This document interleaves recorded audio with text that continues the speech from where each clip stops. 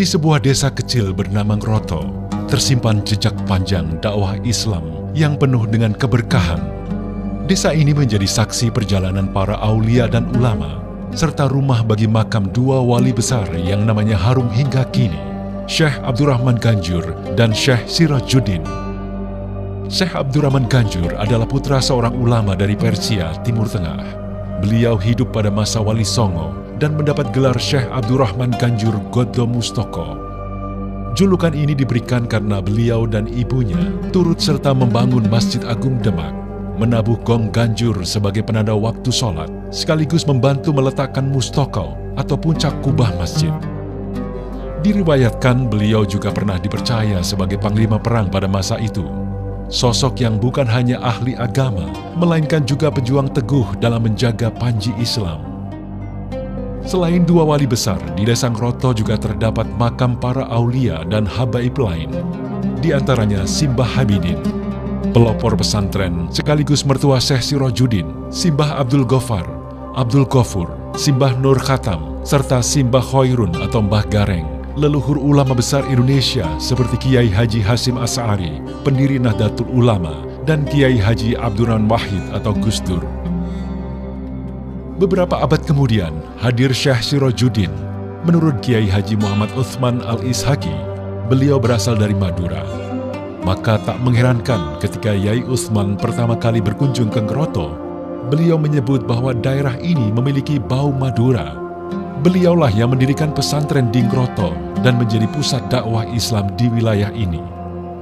Dari keturunannya lahir generasi ulama penerus, di antara Kiai Haji Damanhuri, ayah dari almarhum Kiai Haji Masduri Damanhuri, dan Kiai Abdullah, ayah dari Kiai Haji Munir Abdullah. Hingga kini, warisan Syekh Sirajuddin tetap terjaga melalui dua pesantren, yaitu Pondok Pesantren Utsmaniyah yang kini diasuh Kiai Haji Ahmad Faturosat, serta Pondok Pesantren As-Salafi Miftahul Huda yang diasuh Kiai Haji Munir Abdullah. Sekitar tahun 1960-an, Kiai Haji Muhammad Utsman Al-Ishaqi mendapat pandangan kasaf dari Allah Subhanahu wa Ta'ala. Beliau melihat dari kejauhan, di arah timur Semarang, muncul dua cahaya terang benderang.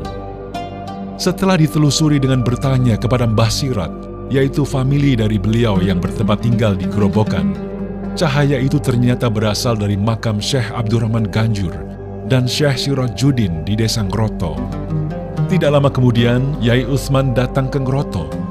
Beliau beberapa kali hadir dalam Haul 1 Muharram atau Haul Suro yang digelar para masyayikh Ngroto bersama ulama sekitar. Acara ini juga kerap dihadiri para ulama besar seperti Kiai Haji Muslih Meranggen, Kiai Haji Masruhan, Kiai Haji Sirat Tanggung Harjo, dan para mursyid thariqah lainnya. Pada Haul tahun 1966, Yai Utsman berjumpa dengan Kiai Abdullah dan Kiai Haji Masduri Damanhuri. Beliau berpesan kepada Yai Masduri agar jika suatu saat terjadi sesuatu, segera berkirim surat ke Surabaya. Sebelum berpamitan, beliau sempat dawuh, di Ngroto ini sudah banyak kehilangan dalang. Masih ada satu dalang, tapi letaknya jauh. Tidak berselang lama, pada akhir bulan Muharram, Kiai Abdullah wafat. Mengingat dawuh sebelumnya, Yai Masduri pun segera mengirim surat kepada Kiai Haji Muhammad Utsman Al-Ishaqi di Surabaya. Balasan pun datang, berisi pesan agar Yai Masduri segera sowan. Dalam pertemuan di Surabaya, Yai Utsman menjelaskan maksud dawuhnya, bahwa dalang adalah para guru dan panutan yang mulai berkurang. Dan satu dalang yang jauh, sosok yang dimaksud tidak lain adalah beliau sendiri, Kiai Haji Muhammad Utsman Al-Ishaqi. Sejak saat itulah hubungan batin, keilmuan, dan spiritual antara desa Ngroto dengan Kiai Haji Muhammad Utsman Al-Ishaqi terjalin erat. Sebuah ikatan yang meneguhkan posisi Ngroto sebagai salah satu pusat keberkahan, tempat di mana cahaya para wali dan ulama tetap memancar, menerangi generasi demi generasi. Tahun 1971, Yai Masduri bersama 12 orang rombongan berangkat ke Surabaya menghadiri Haul Akbar Jatipurwo. Di sanalah untuk pertama kalinya mereka menerima baiat Thariqah Qadiriyah wa Naqsabandiyah langsung dari Romo Yai Utsman. Seiring berjalannya waktu, semakin banyak masyarakat Groto yang ikut berbaiat dan rutin menghadiri Haul Jatipurwo setiap 11 Rabiul Tsani. Bahkan pada tahun 1976, Yai Munir yang kala itu masih remaja ikut serta. Namun keterbatasan ekonomi dan transportasi membuat sebagian murid tidak dapat istiqomah hadir. Maka dengan dorongan para murid dan jamaah, Yai Masduri memberanikan diri memohon izin kepada Yai Utsman agar berkenan rawuh ke Ngroto untuk membuka mubai'ah. Permintaan itu dikabulkan. Yai Utsman menetapkan waktu khusus setiap Rabu malam dan Kamis pagi setelah majelis welasan dan Haul Akbar Jatipurwo di bulan Rabiul Tsani. Sejak itulah diadakan secara istiqomah acara mubai'ah sekaligus Haul Ngroto.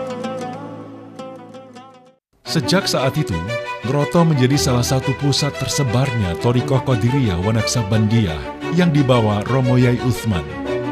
Setelah Kiai Haji Muhammad Utsman Al-Ishaqi wafat, estafet dakwah dilanjutkan oleh putra beliau, Hadratus Syekh Kiai Haji Ahmad Asrari Al-Ishaqi. Dari beliaulah kemudian lahir majelis-majelis dzikir, Maulidur Rasul, dan Haul yang menyebar luas di Jawa Tengah melalui wadah perkumpulan Jamaah Al-Khidmah Indonesia. Demikianlah sejarah Haul Ngroto bukan sekedar tradisi, melainkan anugerah besar yang telah Allah takdirkan. Ia adalah perjodohan ruhaniyah yang terjadi melalui tangan para wali Allah, Syekh Abdurrahman Ganjur, Syekh Sirajuddin, Kiai Haji Muhammad Utsman Al-Ishaqi, dan Hadratus Syekh Kiai Haji Ahmad Asrari Al-Ishaqi. Kami memohon maaf atas segala kekhilafan dan kekurangan dalam penulisan sejarah singkat Haul Ngroto ini. Semoga Allah Subhanahu wa Ta'ala melimpahkan rahmat dan keberkahannya, serta menjadikan kita hambanya yang saleh, dan kelak dikumpulkan bersama para guru, para aulia, dan salafunas solih. Amin ya Rabbal Alamin.